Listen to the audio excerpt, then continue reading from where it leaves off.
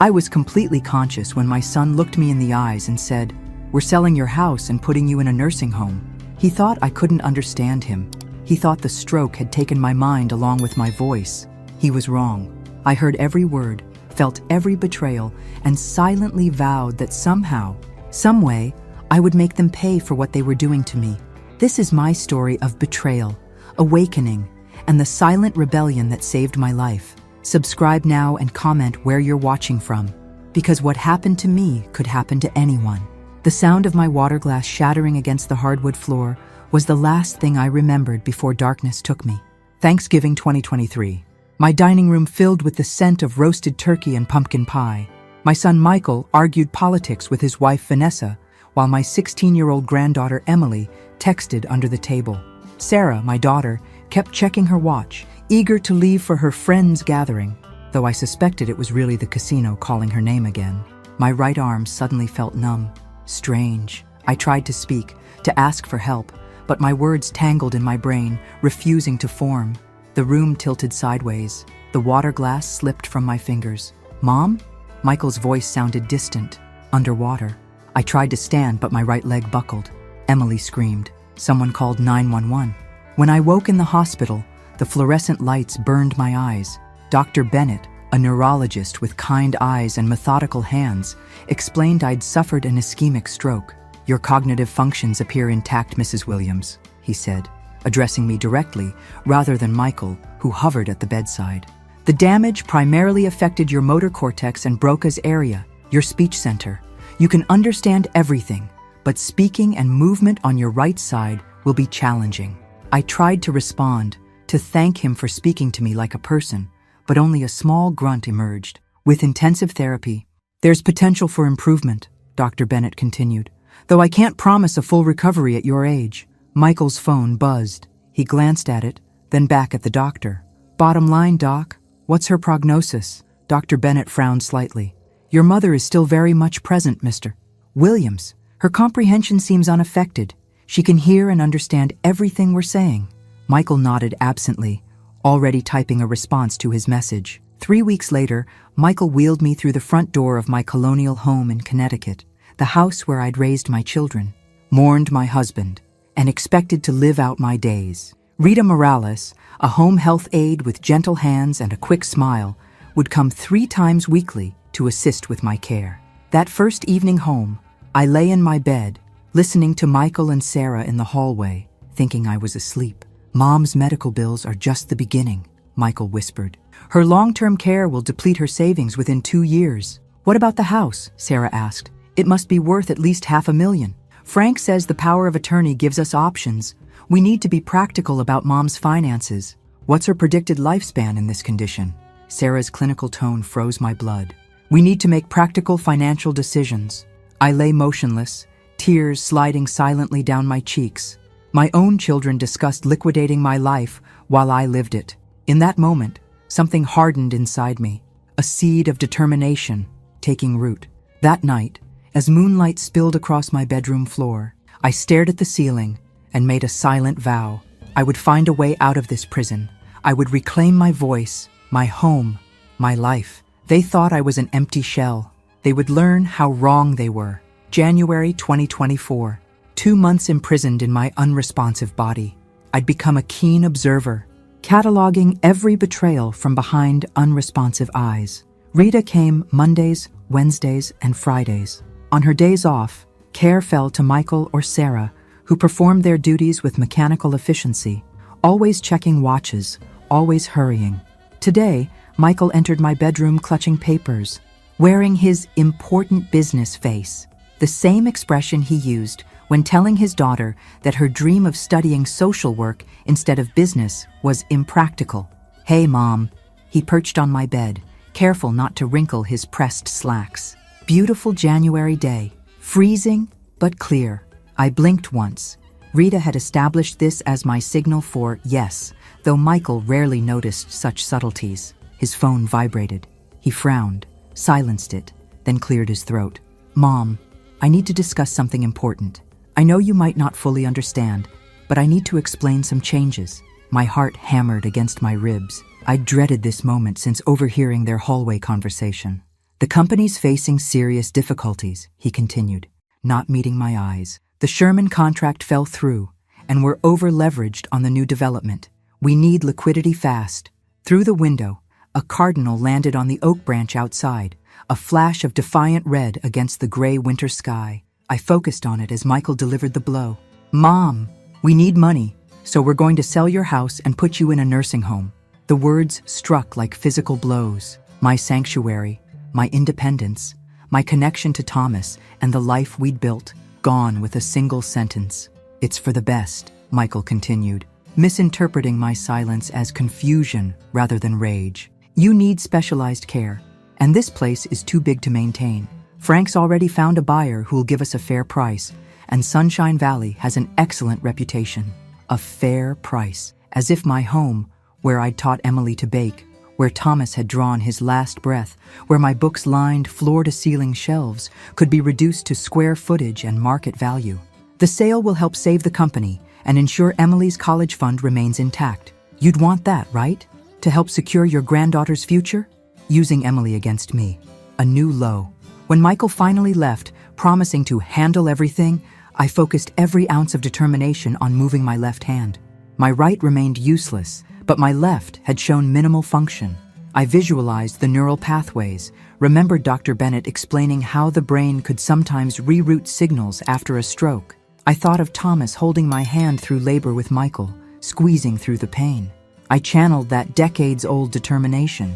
My pinky finger twitched, barely perceptible, but real. I tried again. Another small movement. When Rita arrived that evening and noticed the minute motion while taking my blood pressure, her eyes widened. Did you just move your finger, Mrs. Williams? I kept my expression blank. This small victory needed protection, a secret weapon in my silent rebellion. As Rita adjusted my blankets before leaving, a realization crystallized. I needed allies. I needed time.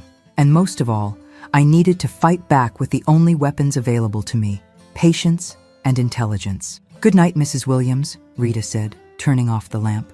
In the darkness, I moved my finger again, testing its obedience. A small movement, a beginning. March 2024. The house sold faster than even Michael anticipated. From my wheelchair positioned by the bay window, I watched strangers evaluate my home like butchers sizing up a carcass. The real estate agent, a woman with too bright lipstick and calculatedly sympathetic eyes, spoke about great bones and potential, while directing attention away from the minor repairs Thomas had plied. I caught snippets of conversation between Michael and Robert Grayson, the buyer, as is condition, quick closing, reasonable accommodation for needed repairs. Robert was Michael's golf partner, a connection that should have raised questions about fair market value. Through strategic eavesdropping during Michael's phone calls, I learned my house, worth at least $600,000 by current market standards, sold for $420,000. Michael justified the 30% discount as necessary for a quick sale and considering needed repairs, vastly exaggerated in the documentation. My power of attorney, originally intended only for medical emergencies, had become the instrument of my financial dismantling. Frank Reynolds, our family attorney for 30 years, and Thomas's former friend, had manipulated the document's scope.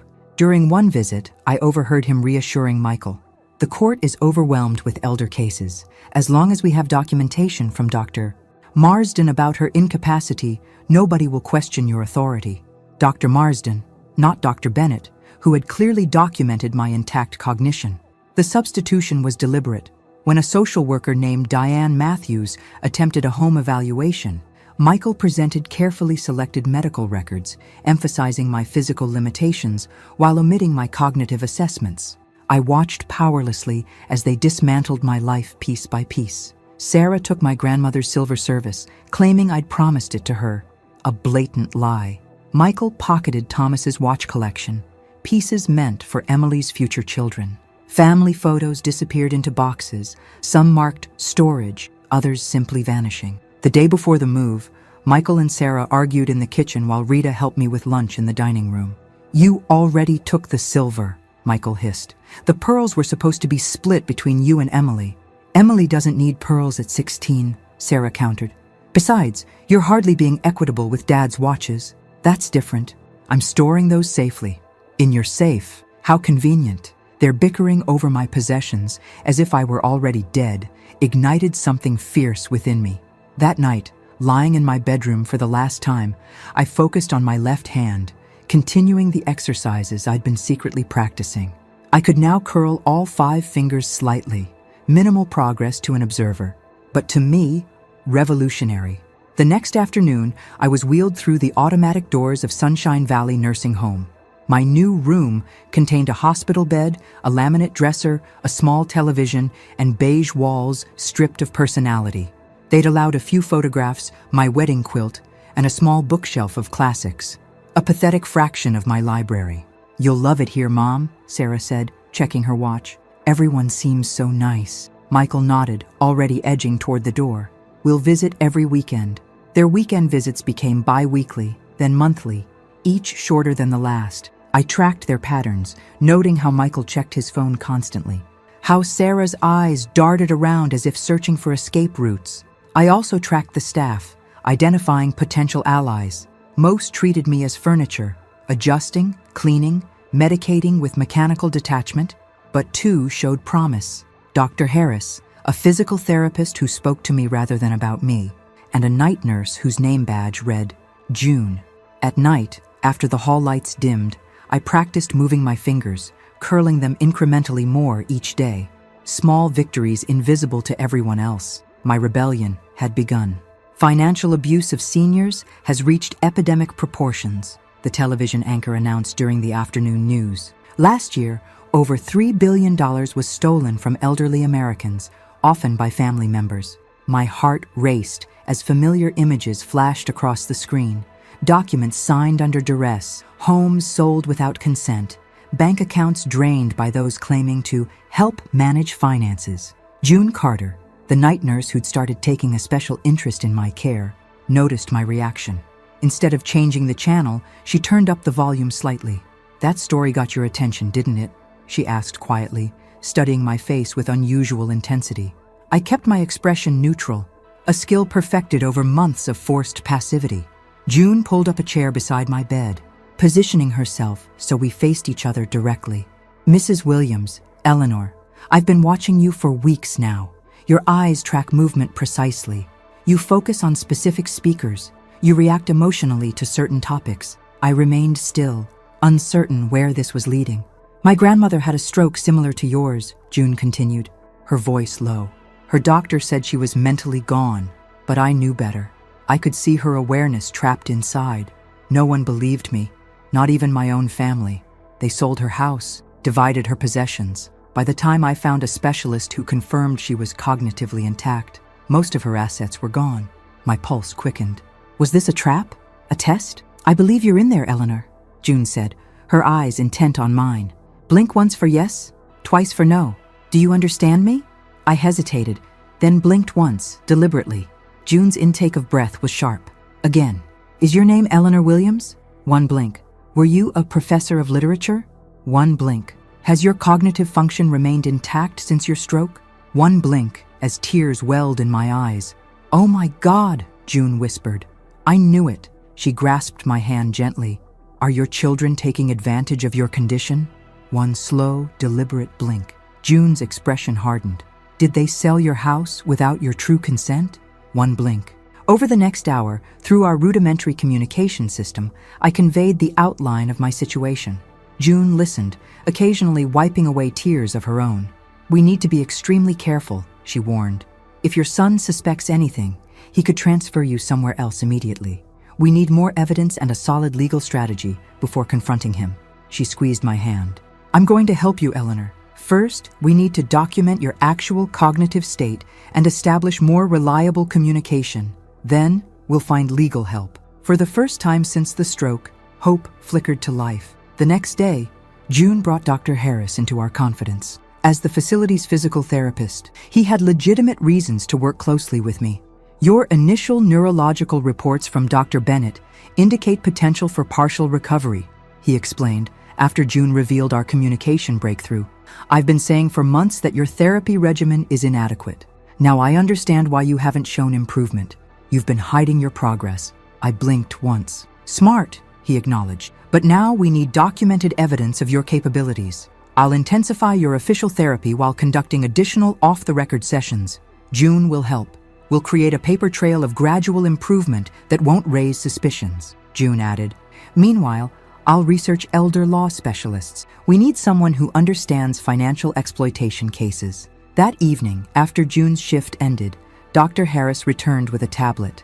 This is a cognitive assessment app designed for stroke patients with limited motor function.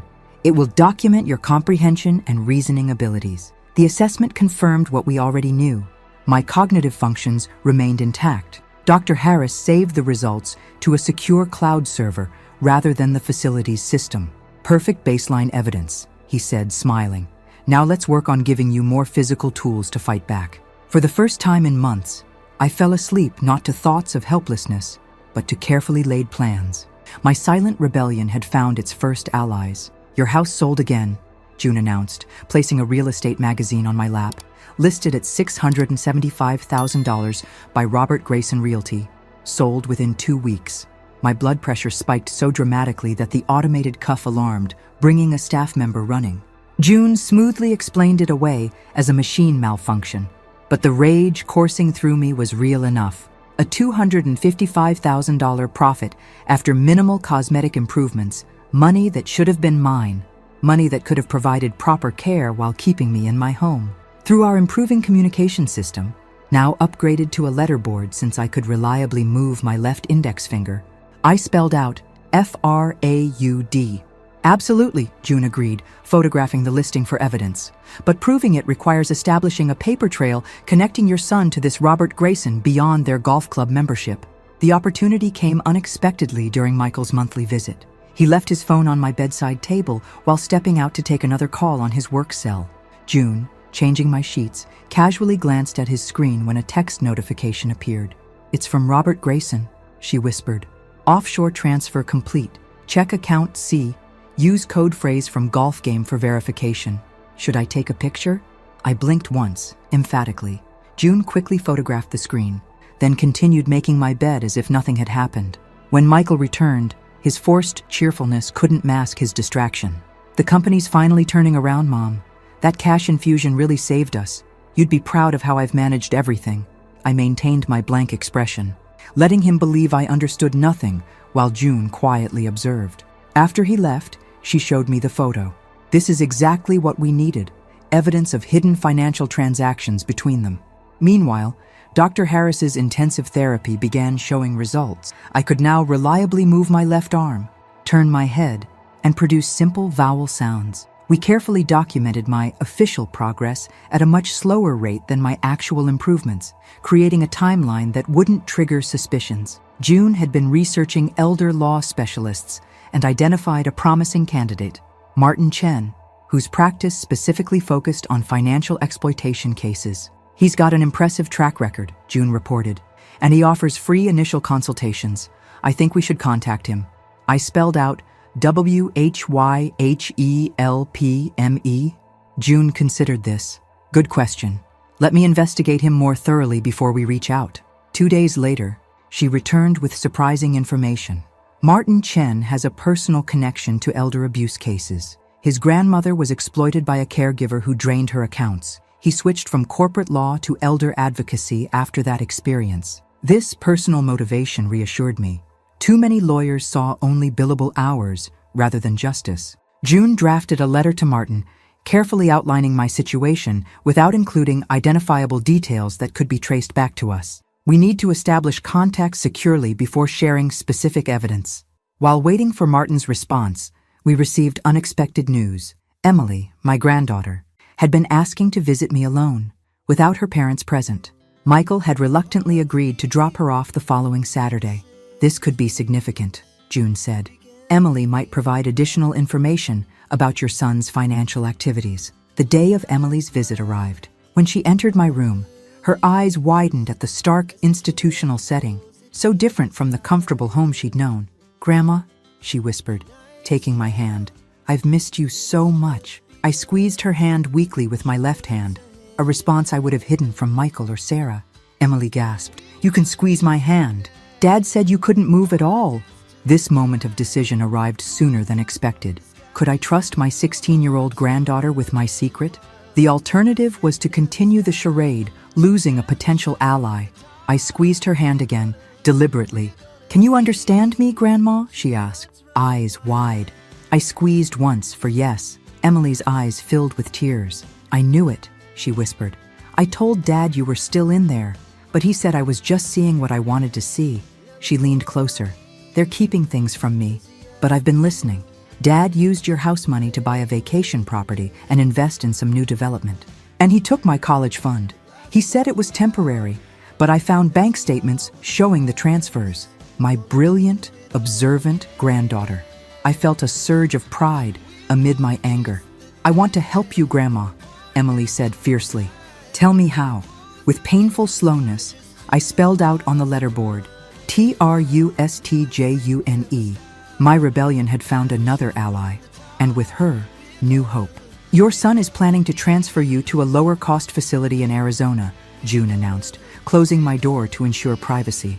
"I overheard him discussing it with the administrator yesterday. He's claiming it's to be closer to their new vacation property, but it's actually to cut costs by almost $2,000 monthly." Panic surged through me. Arizona would separate me from June, Dr. Harris, and our carefully constructed support system. More importantly, it would remove me from Connecticut jurisdiction, complicating any legal action against Michael. I spelled frantically, WHEN? "He's targeting August, just 2 months away." June's expression was grim. "We need to accelerate our timeline." Martin Chen had responded cautiously to our initial inquiry, requesting more specific information before committing to the case. With this new urgency, June prepared a comprehensive dossier. Dr. Harris's cognitive assessments, documentation of my improving physical condition, financial records showing the suspicious house sale, and photographs of text messages between Michael and Robert Grayson. Emily proved invaluable in gathering additional evidence. During weekend visits, she discreetly photographed financial documents from Michael's home office, including bank statements showing transfers from my accounts to his business and personal expenses. "Dad never logs out of his computer," she reported during one visit. I found emails between him and Robert discussing the consulting fee arrangement. It's clearly a kickback from the house sale. Most disturbing was Emily's discovery about my power of attorney. "Frank Reynolds modified it after your stroke," she explained. "The original document was only for medical decisions, but the new version gives Dad complete control over all your assets. Your signature looks weird on the new document. Forged." Another crime to add to the growing list. Meanwhile, Dr. Harris intensified my rehabilitation. By mid-June, I could move my left arm reliably, turn my head in both directions, and produce recognizable, single-syllable words with great effort. My right side remained largely unresponsive, but these improvements represented significant progress. "You're defying typical recovery patterns for someone your age," Dr. Harris noted during one session. "Your determination is remarkable." Determination fueled by rage was a powerful motivator.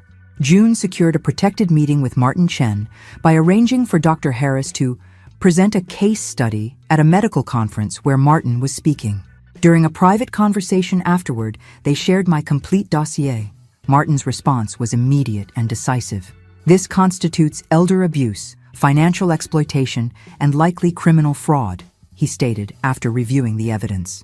"The modified power of attorney appears highly suspicious, especially given the financial benefits your son has derived from it." He outlined a strategic approach. "First, we need emergency legal measures to prevent her transfer out of state. Second, we'll petition for an independent guardian ad litem to represent her interests. Third, we'll challenge the power of attorney based on both procedural issues and evidence of exploitation."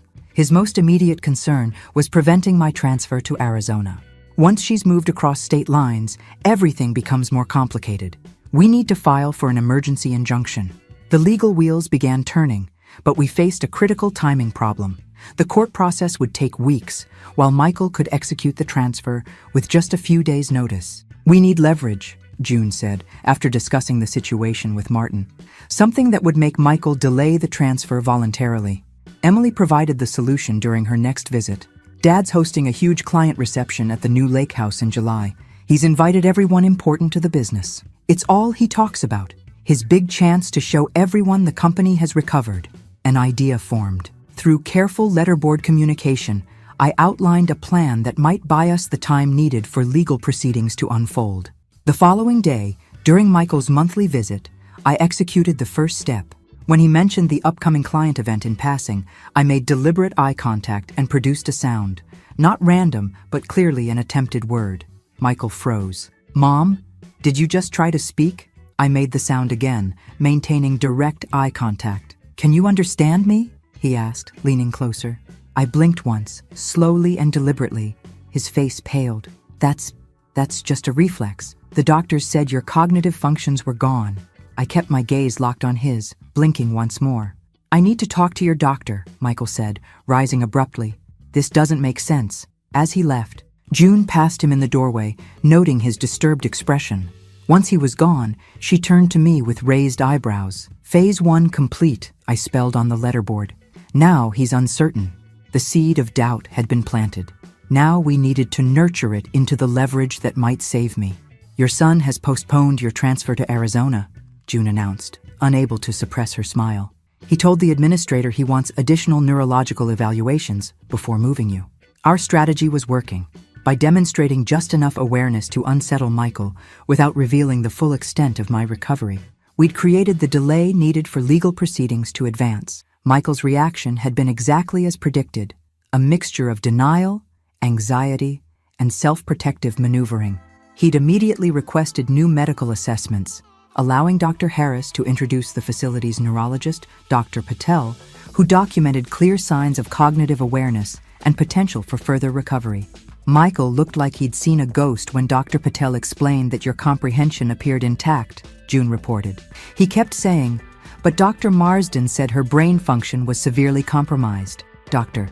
Patel had simply replied, "New assessments suggest otherwise. I'd recommend comprehensive neurological reevaluation before any major decisions are made."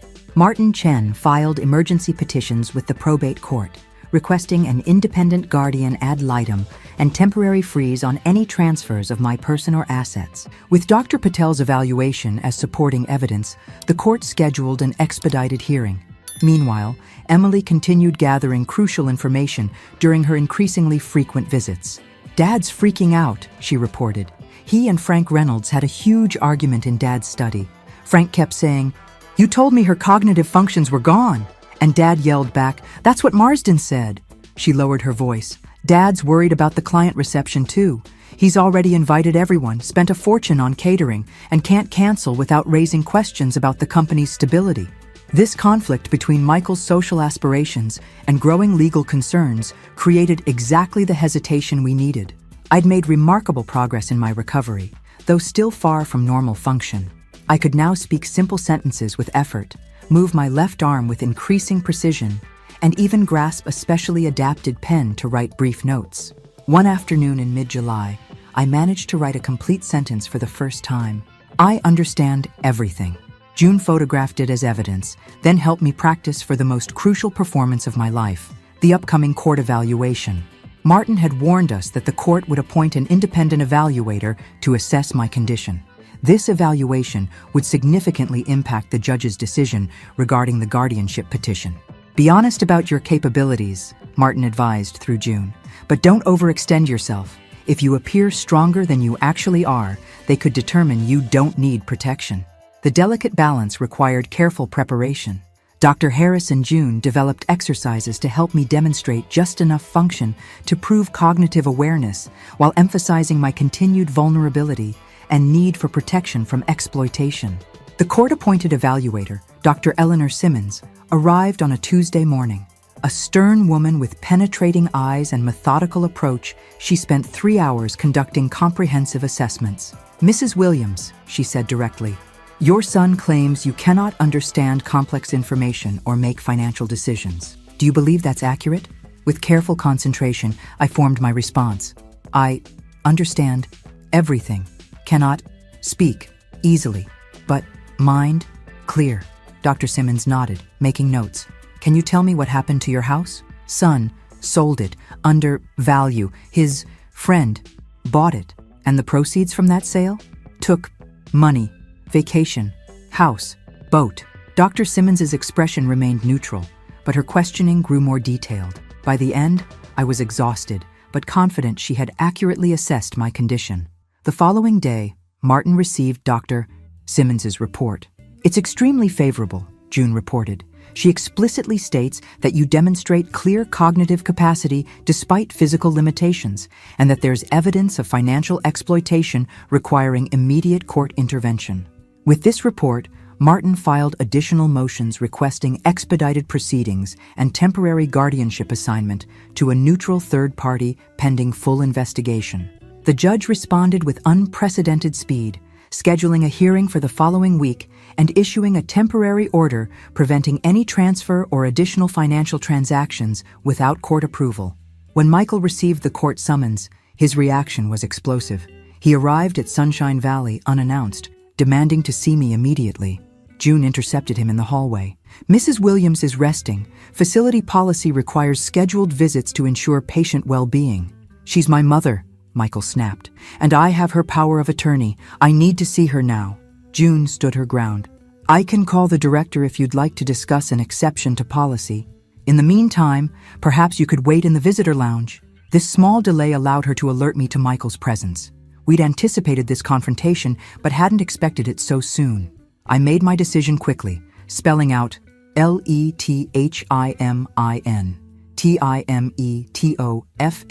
TIMETOFACEHIM. When Michael entered my room, his customary mask of concern had been replaced by barely controlled panic. "Mom, what's going on? I just received court papers about your guardianship and allegations of..." He lowered his voice, glancing toward the door. "Financial exploitation. This is some kind of mistake." I met his gaze steadily, then spoke the words I'd practiced for this moment. "No, mistake. I know everything." His face drained of color. "You can talk? You understand?" "Always. Understood. Heard. Everything. Selling. House. Taking. Money." Michael sank into the visitor's chair, shock giving way to calculation as I watched the familiar strategic mind reasserting itself. "Mom, you don't understand. The business was failing. I needed capital quickly to prevent complete collapse. Everything I did was to protect our family legacy. My house. My legacy." Each word required enormous effort, but the impact was worth it. "It was temporary," he insisted. "Once the business recovered, I planned to make everything right." "Lies." I managed the word with perfect clarity. Michael's expression hardened. "You have no idea what pressure I've been under. The company your father built was about to collapse. I made difficult decisions to save it, using my money without asking. You were incapacitated. The doctor said your brain function was compromised. Wrong. Doctor, you chose Marsden, ignored Bennett." His eyes widened as he realized the extent of my awareness. "This is crazy. You can barely speak. You're in no condition to manage your affairs. Court will decide." Michael stood abruptly. "This conversation is pointless. I'm calling Frank right now." As he turned to leave, I managed 4 final words. "Emily knows the truth." He froze in the doorway, then left without looking back. June entered moments later. "Are you okay? That looked intense." I nodded, exhausted but triumphant. The confrontation had confirmed what we already knew. Michael had deliberately misrepresented my condition to gain control of my assets. The evidence was mounting, the legal machinery was in motion, and for the first time since my stroke, the balance of power was shifting. My silent rebellion was finding its voice. The courtroom felt cavernous from my wheelchair position near the front. After months confined to my room at Sunshine Valley, the space seemed overwhelming, too bright, too loud, too full of competing stimuli. Martin Chen sat beside me, a reassuring presence in his impeccably tailored suit. June had helped me dress in my navy blue dress and pearl earrings, small dignities reclaimed for this crucial day. "Remember," Martin murmured, "you don't need to speak unless directly questioned by the judge. Dr. Simmons's report and our filed evidence will do most of the talking." I nodded, conserving my limited energy for when it would matter most. The week since Michael's confrontation had been a whirlwind of legal activity. Martin had filed additional evidence, including bank records showing transfers from my accounts to Michael's business and personal expenses, documentation of the below-market house sale, and statements from Dr. Bennett contradicting Dr. Marsden's assessment of my cognitive capacity. Most damning was the evidence Emily had provided. Emails between Michael and Robert Grayson discussing the consulting fee arrangement that disguised the kickback from my house sale. Her courage in testifying against her father moved me deeply.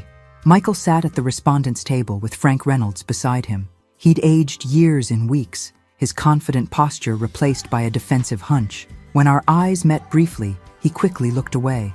Sarah sat in the gallery, her expression unreadable. She hadn't been named in our initial filing since her involvement appeared less direct, though her knowledge of the situation raised serious ethical questions. Judge Harriet Littman entered, a silver-haired woman with piercing eyes and reputation for no-nonsense efficiency. "This is an emergency hearing regarding guardianship and allegations of financial exploitation in the matter of Eleanor Williams," she announced, reviewing the papers before her. What followed was a methodical presentation of evidence from both sides. Martin presented our case clinically, without emotional appeals. The documentation spoke for itself. Frank attempted to justify Michael's actions as necessary for family financial stability and questioned the sudden improvement in my condition. Mrs. Williams was evaluated by multiple physicians who confirmed severe cognitive impairment, Frank argued. This miraculous recovery seems suspiciously timed to coincide with financial disputes. Judge Littman interrupted. "I have contradictory medical evaluations in the record. Dr. Bennett's initial assessment indicated preserved cognitive function, while Dr. Marsden's later evaluation claimed severe impairment. Dr. Simmons's recent court-ordered evaluation supports Dr. Bennett's original findings." She turned toward me. "Mrs. Williams, I understand speaking is difficult for you. However, I'd like to hear directly from you about your understanding of these proceedings." Martin had prepared me for this possibility.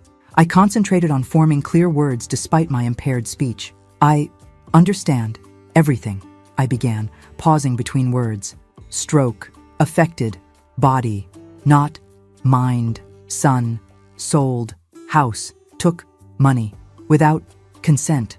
The courtroom remained silent as I struggled through each sentence, my determination evident in every hard-won word. Always, aware, heard, plans, trapped, in, body. Judge Littman nodded encouragingly. "Thank you, Mrs. Williams. I appreciate your effort." She turned to Michael. "Mr. Williams, these are serious allegations supported by substantial documentation. Do you maintain that your actions were taken solely for your mother's benefit?" Michael cleared his throat. "Your Honor, I believed I was acting in my mother's best interest based on medical information available at the time. If there were misunderstandings about her condition, they were not deliberate." "Misunderstandings?" Judge Littman's tone sharpened. "You specifically sought a secondary medical opinion after Dr. Bennett's assessment indicated preserved cognitive function. The financial benefits you derived from control of your mother's assets are well documented. This appears far beyond misunderstanding." Frank attempted to interject, but the judge continued. "Furthermore, the evidence suggests the house sale was significantly below market value to a business associate who then provided you personal compensation. These transactions occurred while you held fiduciary responsibility for your mother's assets." Judge Littman reviewed her notes once more before delivering her ruling. "Based on the evidence presented, I am granting the petition for appointment of a temporary guardian ad litem to represent Mrs. Williams's interests. All assets currently under Mr. Williams's control through power of attorney will be frozen pending full accounting and investigation." She continued. "The power of attorney executed after Mrs. Williams's stroke is suspended due to significant questions regarding its validity and application. Mr. Williams is hereby ordered to provide complete financial records of all transactions involving Mrs. Williams's assets within 7 days." Michael's face darkened as the judge continued outlining restrictions and requirements. When she finally concluded the hearing, he leaned toward Frank, whispering urgently. Martin turned to me with a subtle smile. "This is an excellent first step. The temporary guardianship prevents any further financial actions while we pursue full restoration of your rights and recovery of misappropriated assets." As the courtroom began to clear, Emily approached hesitantly, her eyes seeking permission to join me. I nodded, managing a small smile.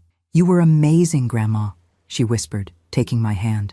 "I was so proud watching you speak to the judge." Michael approached cautiously, his expression a complex mixture of anger, defensiveness, and dawning recognition of consequences. "Mom, we need to talk privately about this. There are explanations," Martin intervened smoothly. "Any communications should go through me as Mrs. Williams' attorney. The court has been quite clear about the concerns regarding your prior interactions." As Michael retreated, Sarah stepped forward, her composure cracking to reveal uncertainty. "I didn't know about the offshore accounts or the kickback," she said quietly. "I thought the house sale was necessary for your care." Whether this was truth or self-preservation remained unclear, but her distancing from Michael was significant. As June wheeled me from the courtroom, I felt a profound shift. For months, I had been an object to be managed, a resource to be exploited. Today, I had been recognized as a person with rights, dignity, and a voice that, however impaired, deserved to be heard. The battle was far from over, but for the first time since my stroke, I was no longer simply a silent witness to my own life. I was reclaiming it, one hard-won word at a time. The garden courtyard at Sunshine Valley offered rare privacy. June had positioned my wheelchair beneath a maple tree, autumn sunlight filtering through leaves just beginning to turn golden red. After the intensity of the past few weeks, this moment of peace felt almost surreal. "The financial investigation is proceeding quickly," June reported, settling onto the bench beside me. "Martin says they've already traced most of the missing funds." The court-appointed forensic accountant had uncovered the full extent of Michael's financial manipulations, approximately $380,000 misappropriated from my accounts, beyond the undervalued house sale.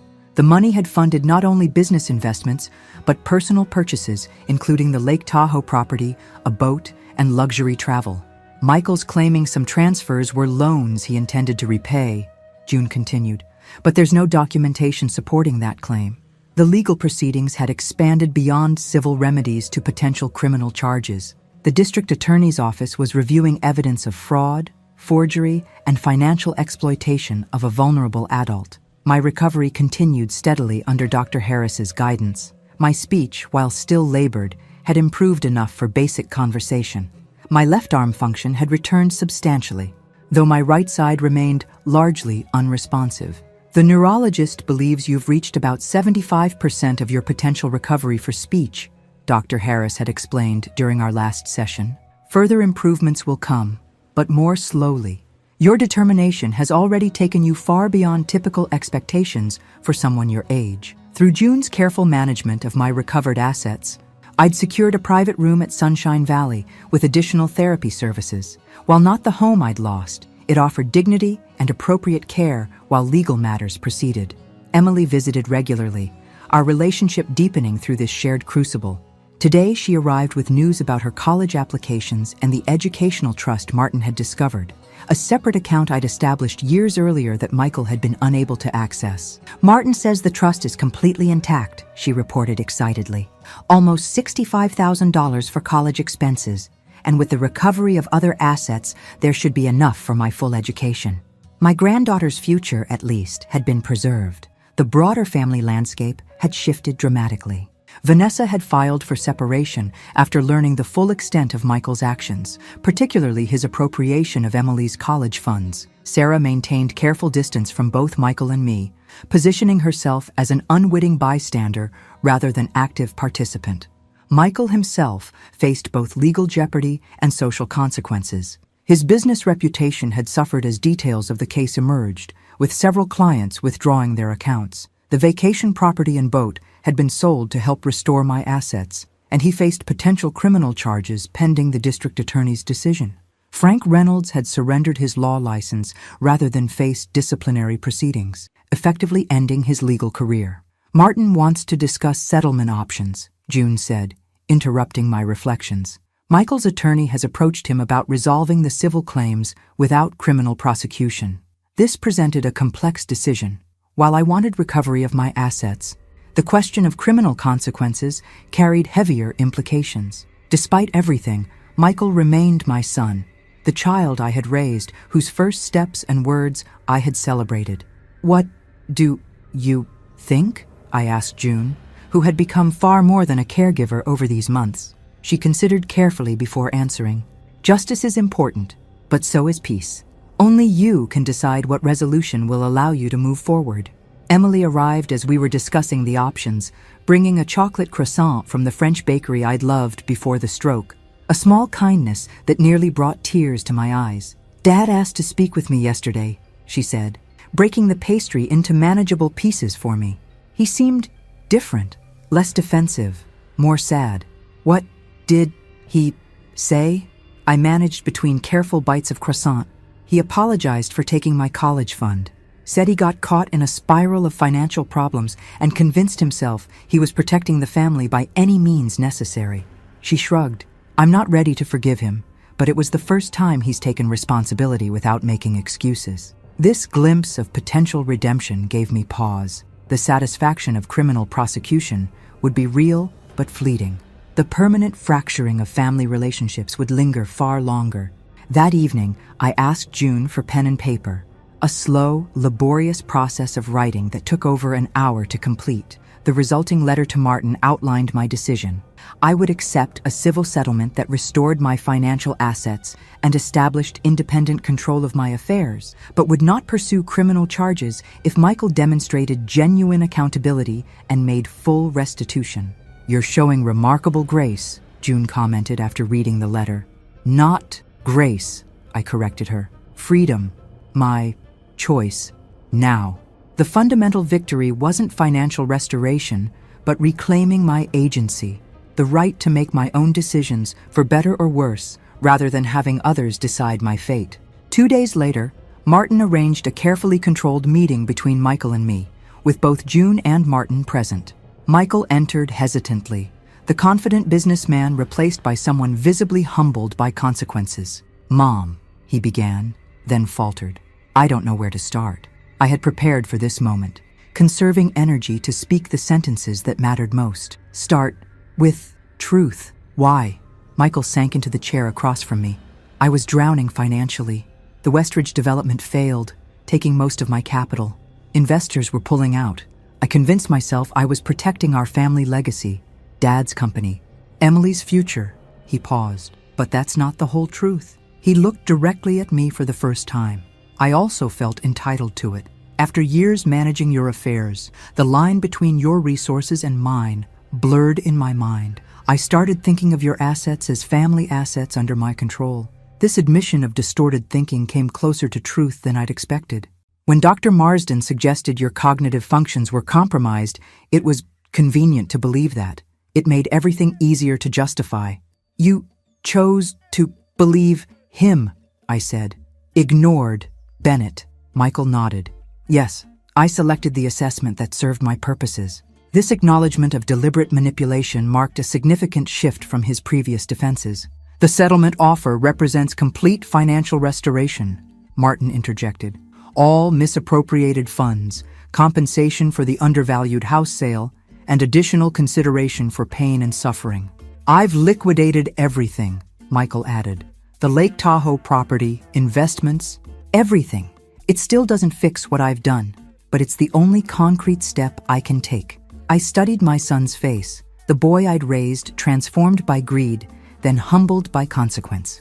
The path forward remained uncertain, but it would be my path to determine. "I accept settlement," I said finally. Financial only, relationship different, matter." Relief crossed Michael's face, followed by acknowledgement of the distance still between us. "I understand. Thank you for not pursuing criminal charges. I know I don't deserve that consideration." "Not for you," I clarified. "For me. My choice. My life." As Michael left, I felt no dramatic closure, no neat resolution of complex emotions. Instead, I experienced something more valuable, the quiet satisfaction of autonomy restored. Whatever relationship might eventually rebuild with my son would develop on my terms, not from dependency or manipulation. June squeezed my hand gently. "You've come so far from the woman who could only communicate through blinks." I nodded, thinking of the long journey from helpless rage to deliberate action. The stroke had taken my voice, but ultimately given me something unexpected: the strength to stand firmly in my truth and the wisdom to choose my own path forward. My silent rebellion had succeeded beyond what I could have imagined. not just in recovering assets or holding others accountable, but in reclaiming something far more precious: my voice, my agency, and my right to author the remaining chapters of my own life. December 2024. Snow fell gently outside the windows of my new apartment. The settlement had provided funds for appropriate housing, not my beloved home, which could never be recovered, but a small, accessible apartment near the university where I'd taught for decades. June had transitioned from nurse to companion, occupying the second bedroom and providing assistance as needed. My recovery had plateaued at what doctors called functional communication, speech that required effort but allowed basic conversation. My left side functioned adequately with adaptive devices, while my right remained largely unresponsive. Not wholeness, but a new normal I was learning to navigate. Today marked a significant milestone. The university had invited me to deliver a guest lecture on elder rights and financial exploitation, my first public speaking engagement since the stroke. Dr. Harris had worked with me for weeks to build stamina for the event, while Martin had helped shape the legal aspects of my presentation. As June helped me dress in a burgundy blazer that Emily had selected, I reflected on the journey of the past year. From the moment of betrayal, when I first heard Michael discuss selling my house, to today's return to academia, a complete circle that ended in a different place than it began. The university had arranged accommodations for my condition. I would speak for short segments, with pre-recorded portions filling gaps when fatigue required rest. A speech therapist had helped develop techniques to maximize clarity despite my impairment. Emily arrived to accompany us, bringing a small gift box. "For good luck," she explained, presenting a vintage silver brooch I recognized immediately, one of my mother's pieces I'd thought lost in the house sale. "How?" I questioned, touching it reverently. "I took it from Dad's safe before everything happened," she admitted. "I knew it was special to you, and something told me to protect it." My granddaughter's intuition had preserved this small treasure when so much else had been lost. I pinned it to my lapel, its familiar weight comforting against my chest. The lecture hall filled beyond capacity, students, faculty, and community members drawn by the story that had made local headlines. Martin Chen sat in the front row alongside Dr. Harris and Dr. Bennett, whose accurate assessment of my cognitive capacity had provided crucial evidence. University President Dr. Larson introduced me with unexpected emotion. Professor Williams taught literature in these halls for 35 years, inspiring generations of students. Today, she returns to share a different kind of narrative, one of betrayal, resilience, and reclaimed dignity. When I was wheeled to the podium, adjustable microphone positioned to capture my labored speech, the audience fell completely silent. "Thank you for coming," I began, each word clear despite the effort required. "My story begins with silence." I proceeded through my carefully prepared remarks, alternating between live speaking and recorded segments when I needed to rest. The audience remained rapt as I detailed the systematic exploitation I'd experienced and the journey to reclaim my voice. Financial exploitation of elders occurs when trust is weaponized, I explained, often by family who justify actions as protection. I outlined the warning signs, the legal safeguards, and the resources available to vulnerable adults and their advocates. Not just my personal story, but a roadmap for others facing similar situations. During the question period, a silver-haired woman rose, her voice trembling slightly. "I believe my brother is doing this to our mother now. What's the first step to intervene?" Martin stepped forward to address the technical aspects of her question, while I added the human dimension. Find her allies, someone who sees her as person, not asset. By the lecture's end, I was exhausted but fulfilled. Several attendees approached with similar stories, creating connections that might have remained hidden without this public forum. My private suffering had transformed into community resource. As the hall cleared, a familiar figure lingered near the back, Sarah, who had maintained distance since the court hearing. Our eyes met briefly before she turned and left without approaching. The possibility of reconciliation remained uncertain, a chapter yet unwritten. Later that evening, as June helped me prepare for bed, my phone signaled an incoming message. "Michael, sending a brief text. Heard about your lecture today. Mom, I'm proud of you for turning this painful experience into something that helps others. This simple acknowledgement, recognizing my agency rather than my vulnerability, marked subtle but significant evolution. Not forgiveness or restored trust, but a step towards something new. Emily stayed late into the evening, helping organize responses from lecture attendees, seeking additional resources. Several people asked if you would consider writing about your experience, she reported. Martin thinks a book could help reach more victims and families. The idea of transforming my experience into broader advocacy held appeal. Though writing remained challenging with my limited dexterity, adaptive technology offered possibilities. As Emily prepared to leave, she hugged me carefully. You've changed everything, Grandma. Not just for yourself, but for me too. Watching you fight back showed me what courage really means. After she left, I sat by the window watching snowflakes swirl in the streetlight glow. The woman reflected in the glass bore little resemblance to the professor who had suffered a stroke 13 months earlier. Her face showed new lines of effort, determination, and hard-won wisdom.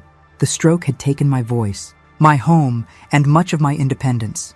My children's betrayal had taken my sense of safety and family trust. Yet somehow, through that devastating loss, had come unexpected strength, the fierce determination of someone who has seen the worst and survived to tell the story. June joined me by the window, placing a cup of tea within reach. What are you thinking about? I formed my response carefully, each word deliberate and clear. New beginnings, different than planned, but mine to choose. The silent witness had found her voice. The story wasn't over. It was transforming into something I couldn't yet fully envision.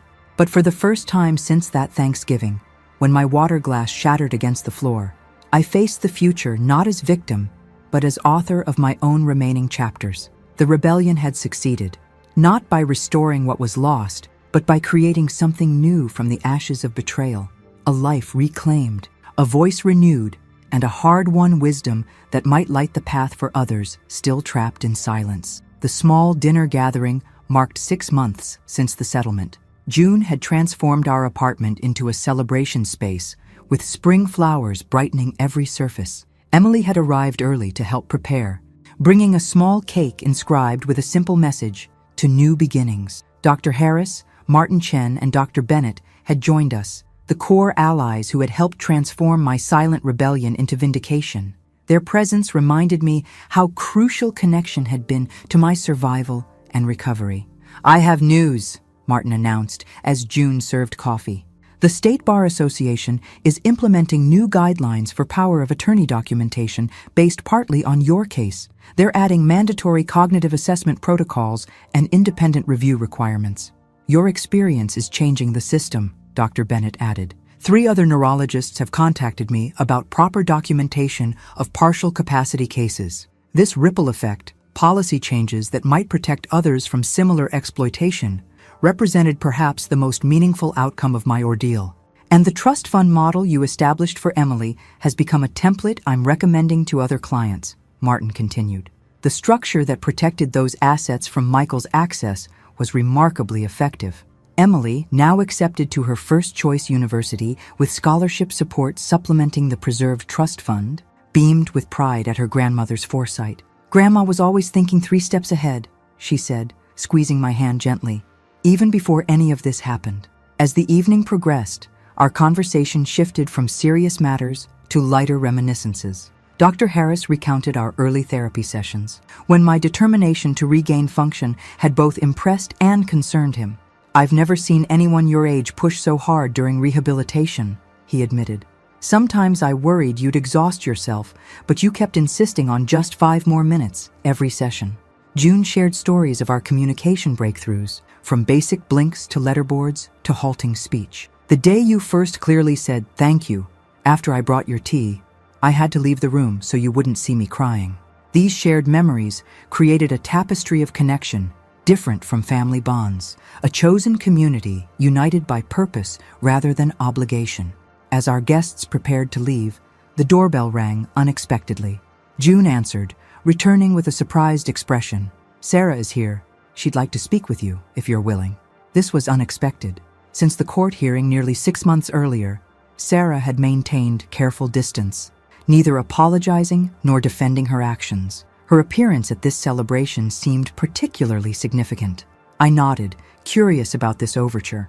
The others tactfully moved to the kitchen, giving us privacy while remaining nearby. Sarah entered hesitantly, looking smaller somehow than I remembered. "I don't want to intrude on your evening," she began. "I can come back another time." "Now is fine," I assured her, gesturing toward the chair across from me. She sat, hands twisting nervously in her lap. "I've been in therapy since everything happened, trying to understand how I could have participated in something so wrong while convincing myself it was justified." This self-reflection surprised me.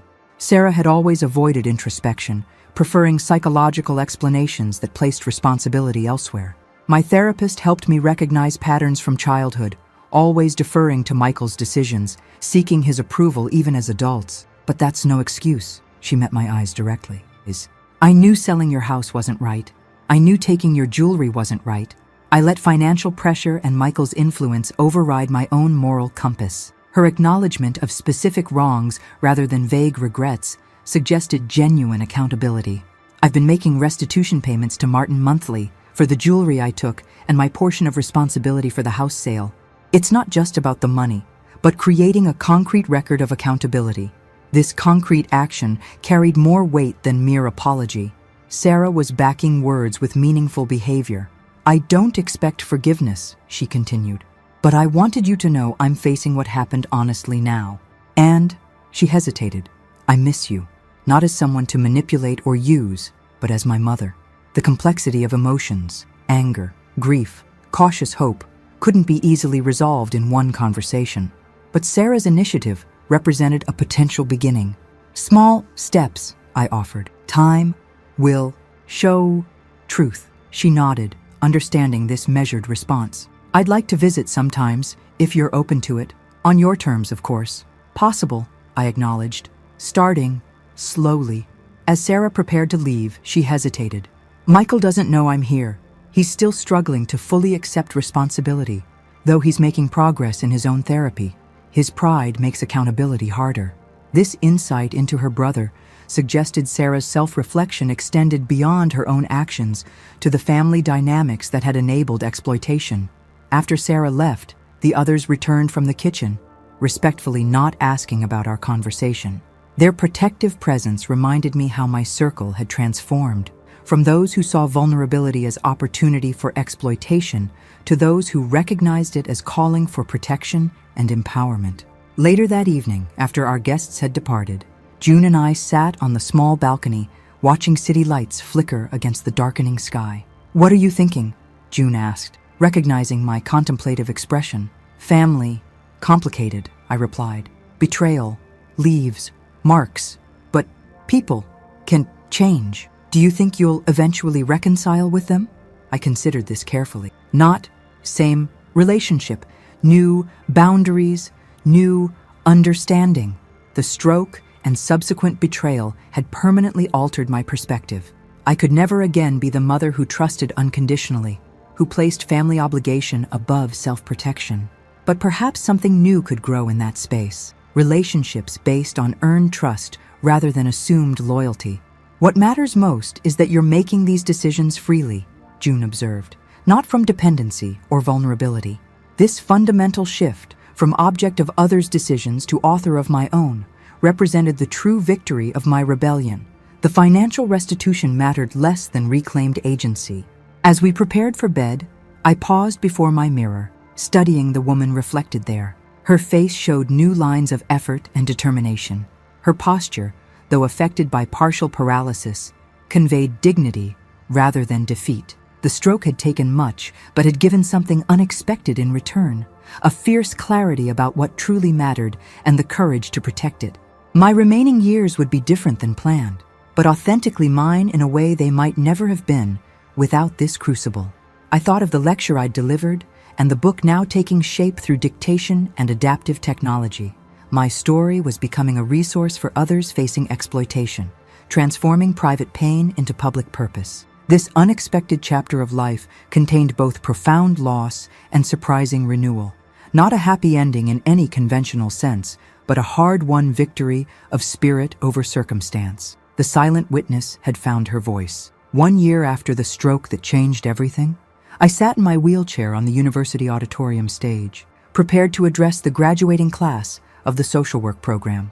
Emily, completing her freshman year with honors, had arranged this invitation, a chance to share lessons from my journey with future advocates. The dean's introduction emphasized not my academic achievements, but the path of the past year. Professor Williams returns to us not only as a distinguished educator, but as someone whose personal experience illuminates the vulnerabilities and strengths of those you will serve throughout your careers. As I wheeled to the microphone, adjusted to accommodate my seated position, I surveyed the sea of expectant faces. These students would soon work with vulnerable populations, the elderly, the disabled, those whose voices might be dismissed or silenced. Vulnerability, I began, my speech deliberate but clearer than it had been months earlier, is not the same as helplessness. When stroke took my voice, I remained fully present, inside. I described the systematic erosion of autonomy I'd experienced, how medical assessments became weapons, how legal instruments designed for protection enabled exploitation, how family bonds transformed into chains of control.